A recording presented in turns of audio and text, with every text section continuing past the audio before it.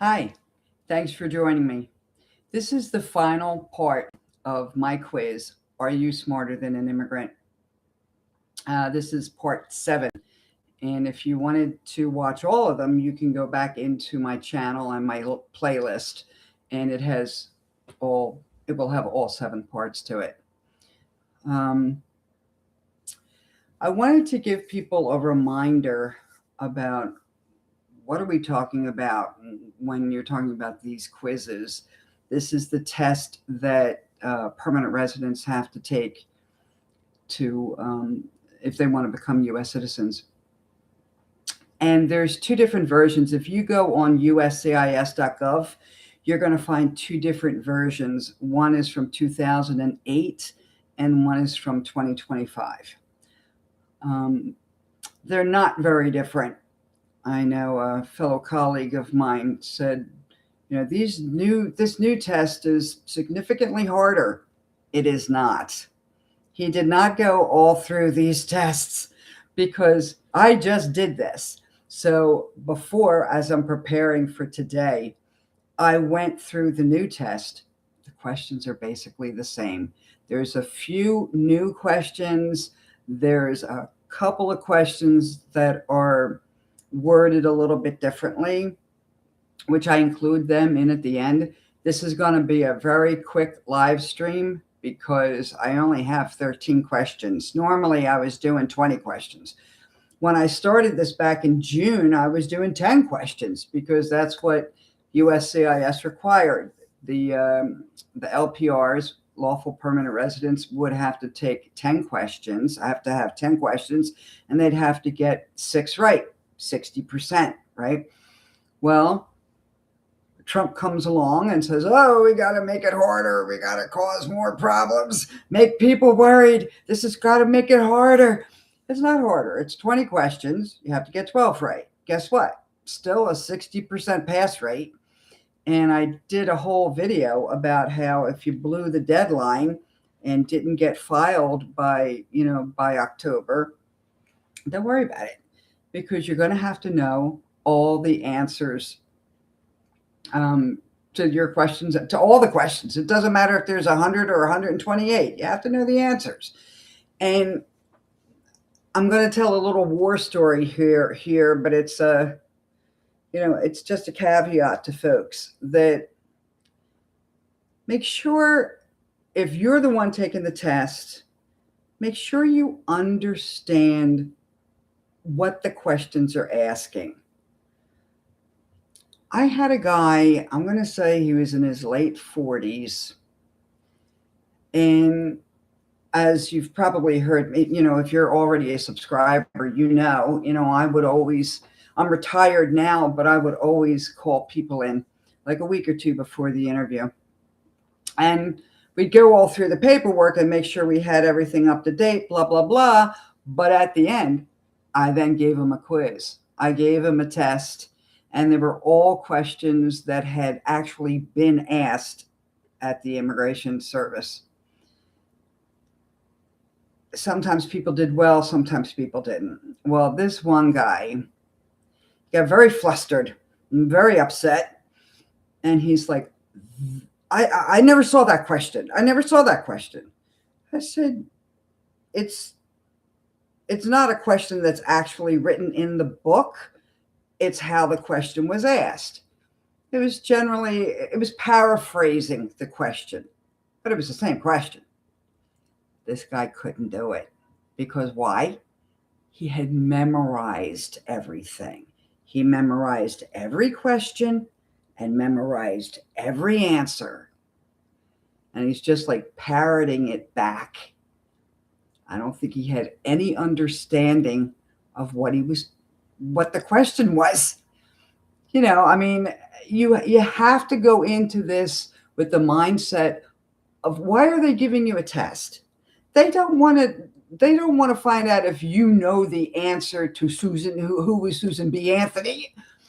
They want to know if you understand the government, how the Constitution works, what the Constitution does, that there's 3 branches of government, which branch does what. They want to make sure that you understand about the country. Not that you can spit back the correct answer, but that you got it.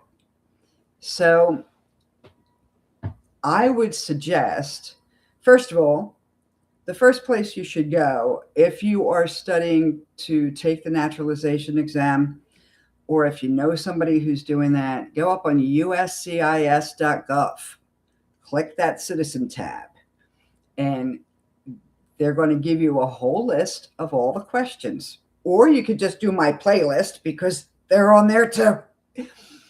So they also have a free guide. I put it down here. What's the name? A civics test study guide that you can print that out. You can just, look at it online. It gives you a lot of the history of it. Amazon also offers a couple of study guides. There's one, U.S. Citizenship Study Guide 2025 to 2026.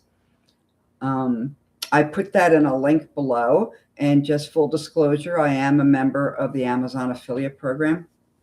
What that means is that if you go and click on that link, it will take you straight to that book.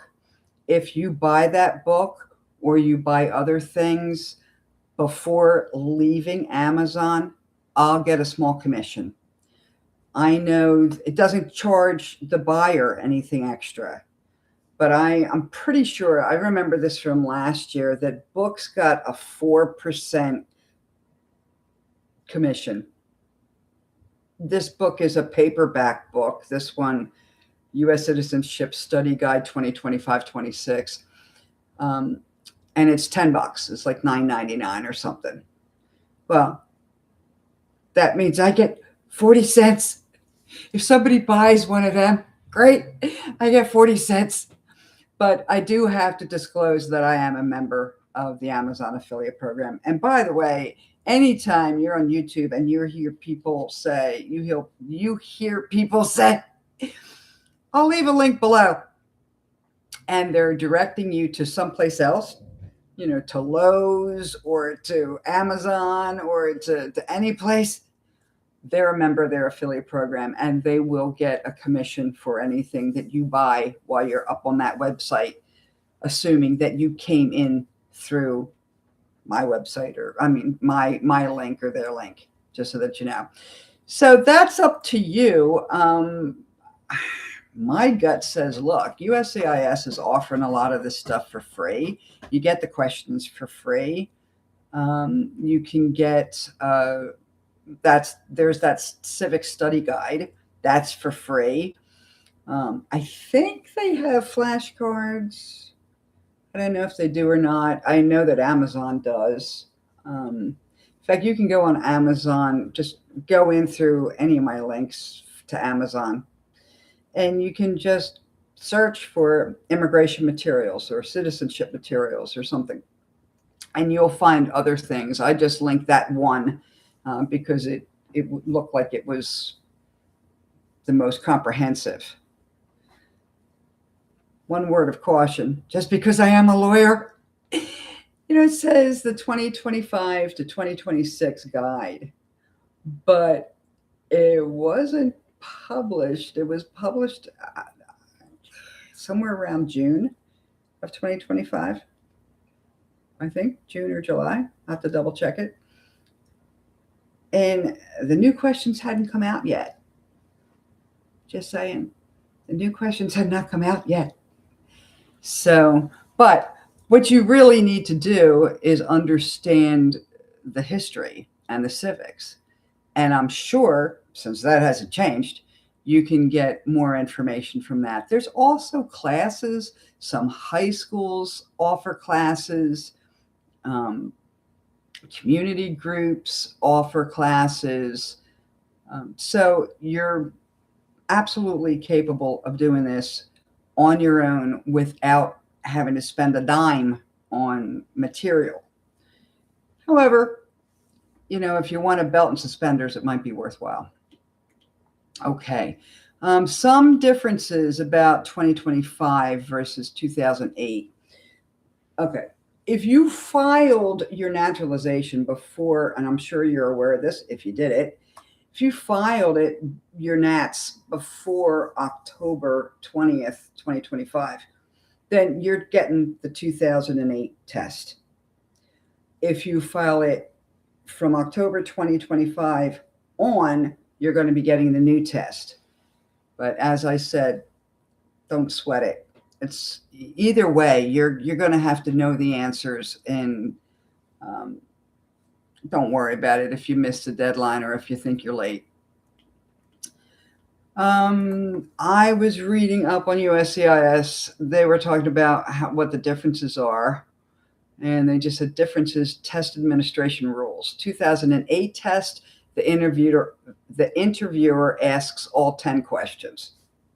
Right off the bat, that is incorrect. And you will find as you deal with immigration that 90% of what they put on their websites are incorrect, because the last 10, 15, 20 naturalization interviews that I went to, there was no asking questions. It was all done on a tablet. That's the Philadelphia office. It used to be done orally, but I know. Anyway, USCIS is saying that the interviewer asks all 10 questions. In the 2025 test, the officer can stop early, which I don't think I ever have had an officer stop early. So this might be a new innovation. If you reach 12 correct answers, they could just stop it because you've just passed. On the other hand, if you get 9 wrong, which means you're not going to be able to get 12 right, they can also just stop it. And when it comes to naturalization, you do have an option. Let's say you're super nervous and you flubbed the test, right? You have a problem. You get an extra chance. They will call you back. It was always like 2 months, 3 months later, you would get another notice to come in for your naturalization. So even if you fail the first test, you do get a second opportunity. To the best of my knowledge, that hasn't changed yet. Give it a minute. Give it a minute. Oh, it's changed.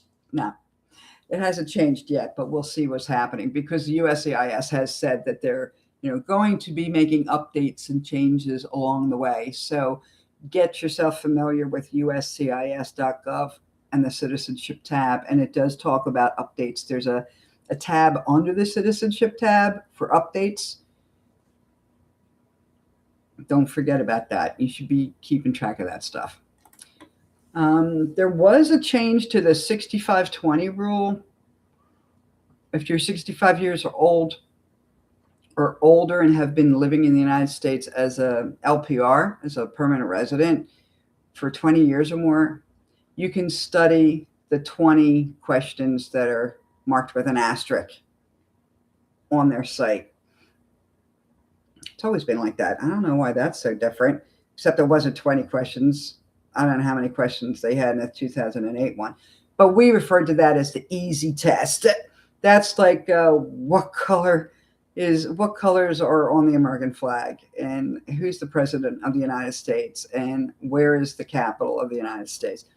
They're the super easy questions that if you're 65 or older and you've been living as a permanent resident for 20 years or more, you could take that. And you can take it in your own language. What does that mean? That means that you can bring someone in to be your interpreter. They will not provide an interpreter for you. They will provide an interpreter for deaf people. They're required to by the ADA, the Disabilities Act, but they won't for just regular, everyday. You need somebody who can speak Spanish because you don't understand the questions. What else? I think we're just going to get into it. I have a funny feeling this is going to be a very short meeting, a short little get together. And this is like, I don't know, my fifth or sixth live stream, and I've had people momentarily come in. But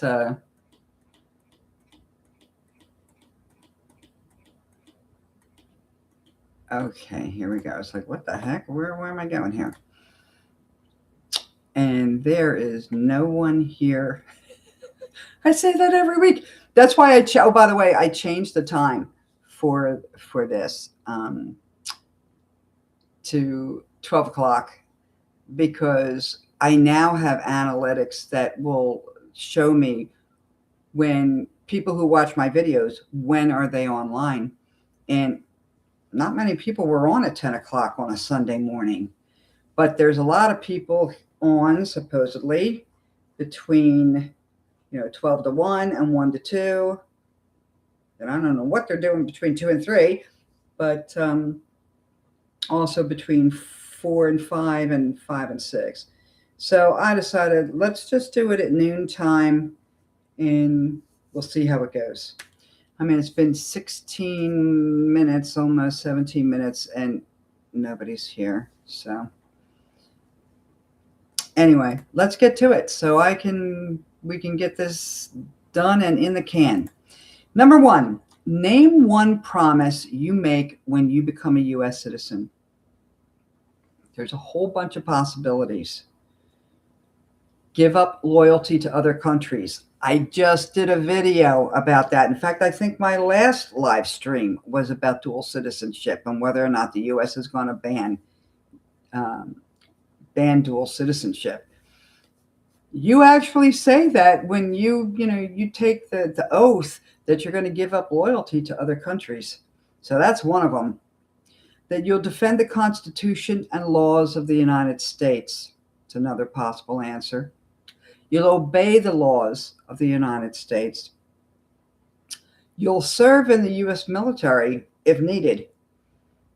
And I don't think it says just for men. Women don't get conscripted, but that doesn't mean that can't change someday. Another possibility is if you don't want to be in the military for religious reasons or convictions, you can do some other kind of conscientious work, some important work for the government in lieu of being in the military. And we're going to talk about that being in the military for the guys a little bit later. It's one of the last, it's the third question. So we're going to talk about that in a minute. Another possible answer, be loyal to the United States. And that looks like it. Okay, so there's different promises that you're making when you become a U.S. citizen, basically that you're going to give up loyalty to other countries and that you're going to be loyal to the U.S. You're going to obey the laws. Number 2, this should be easy for most people. What age do citizens have to be to vote for president? There is a minimum age, which is 18. There is no maximum age. You can be 102. So it's 18 and older is the correct answer to that one. Number 3, when must all men register for the Selective Service, which is kind of like signing up for the draft, but anyway. Well, you have to at 18. And I think most guys that, were born here and went to school here, they're aware of the fact that when you turn 18, guess what? You got to register for Selective Service. And that just means that your information goes into some kind of computer system, data bank. And it's so if for some reason they need to have a draft, they're going to call on you because they have your information, and you really have to do it. It's not like, well, I don't feel like it. No, you have to do it. And that's true not just of U.S. citizens, but it's also true of people living here as a permanent resident. It would often come up as an issue where guys had become permanent residents in their early 20s and said that they never knew that they had to sign up for selective service. If they were my clients, they couldn't say that because I always gave them a letter which included that in the letter. So for whatever reason, they never signed up for permanent resident, for selective service, even though they were permanent residents. Well, if they're under 26, they can still do it. But if they're over 26, they have themselves a problem. And this would come to light when I'd have somebody come into my office who hadn't been a client before, and he wants to apply for citizenship. And the guy is 27, 28, 29 years old. And I said, well, what's your selective service number? And they're like, huh? What? I'm not a U.S. citizen, so I don't have to do that. Oh, yes, you do. You had to do it before you turned 26. Well, now he's kind of screwed because he's now 27. He's now 28. He can't go back in time and do it. This is a strike against your good moral character. And so guys who fell into that category, who wanted to apply for citizenship, like right now, I'm 28, I want to apply right now. Guess what? They have to wait until they're 31 because you need 5 years of good moral character before you can apply for citizenship. And you don't have it because you didn't do something that you were supposed to do. So keep that in the back of your mind, that you have to apply for selective service, and don't waste your money filing for citizenship if you didn't do it. If you're 28, 29 and you didn't do it, and you might as well just hold on to your money for a couple of years. And then once you turn 31, then you can apply. Make sure you're paying your taxes and your back child support. Number 4, name one example of an American innovation. This was a new question. I wouldn't have been able to come up with these, to be honest with you. But these are new questions, so I hadn't studied them. 1 is the light bulb. 2 is the automobile, which apparently you can also say cars or internal combustion engine. Another one is skyscrapers. Were we really the first country that did skyscrapers? Well, according to the U.S. government, we were. The airplane. Well, that's okay. Okay, yeah, that's true. The airplane. The assembly line, which immediately makes me think of I Love Lucy. Landing on the moon is a possible answer. And then the integrated circuit, which I had to Google it. What the heck is that? That's the microchip. Just say microchip. Okay, some more. There's just a few. What do I have here? There's only a couple of new questions, basically under symbols and holidays. One of them is, what is the capital of the United States? I can't believe they never had that question before. They never had the question of what is the capital of the United States? That's hard to believe. Obviously, it's Washington, D.C. And I know they had this one too. This is not a new question. Where is the Statue of Liberty? I know they've had this question before. Possible answers, you could say New York Harbor or Liberty Island. You can also say it's in Jersey or it's in New York because it's, it sits in between New York and New Jersey. Or you could say on the Hudson River, right? Now this one, this is kind of basic. We're back to the symbols, right? Why does the flag have 13 stripes? You should know this. I don't care what different way they're asking the question. You should know why there are 50 stars and why there are 13 stripes. The 13 stripes stand for the original colonies. They don't stand, see, I have it written down here as the colonies. I don't see it anywhere as the states. Whether or not they would accept it if you said it stands for the 13 original states, it depends on who you get. If you get a grumpy old man who's your adjudicator, he might not accept that because it does stand for the original colonies, not the states. The fact that the first 13 states were also the first 13 original colonies, I don't know. I think that depends on who you get, if they're going to be okay with that. So make sure you say colonies, not states. And why does the flag have 50 stars? I mean, come on, people. There's 50 states, right? There's no extra star for Puerto Rico because it's not a state. There's no extra star for Washington, D.C. because that's not a state. There's 50 states. One gets a star. Every time a new state was accepted into the Union, they had to change the flag. And they added a new star. This is also a question that I've seen before. Why are they saying these are new questions? These are not new questions. What is the name of the national anthem? I've had people ask that. That's a difficult one because I think most native born wouldn't know that. They'd say America the Beautiful. No, it's the Star Spangled Banner.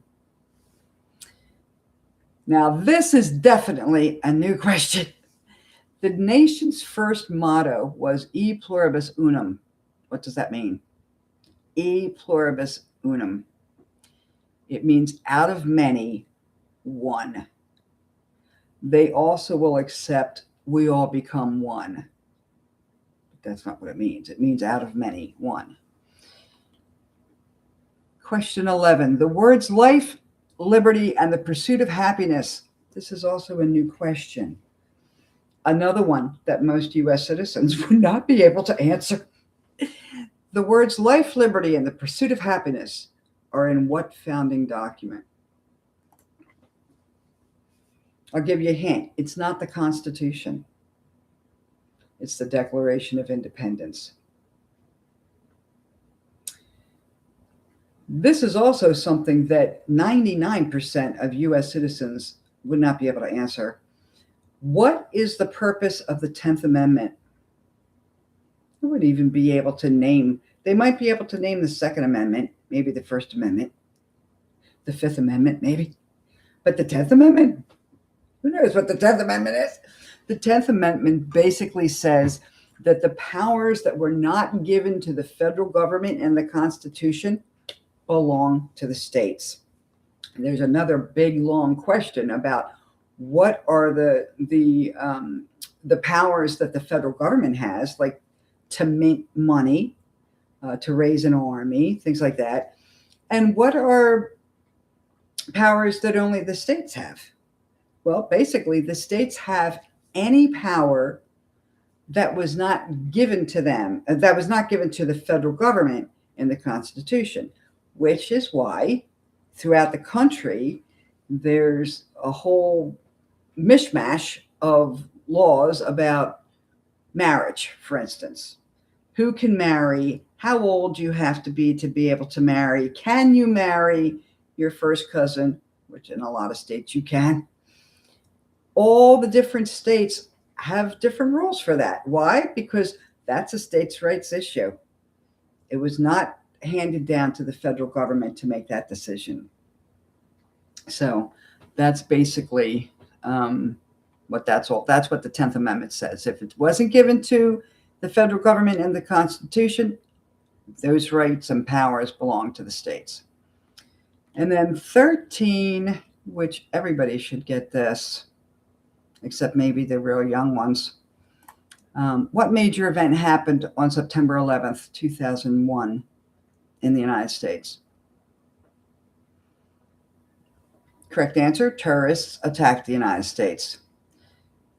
And then what's this explanation? September 11th, also known as 9/11, was a series of 4 coordinated terrorist attacks carried out by Al-Qaeda, a Muslim extremist group.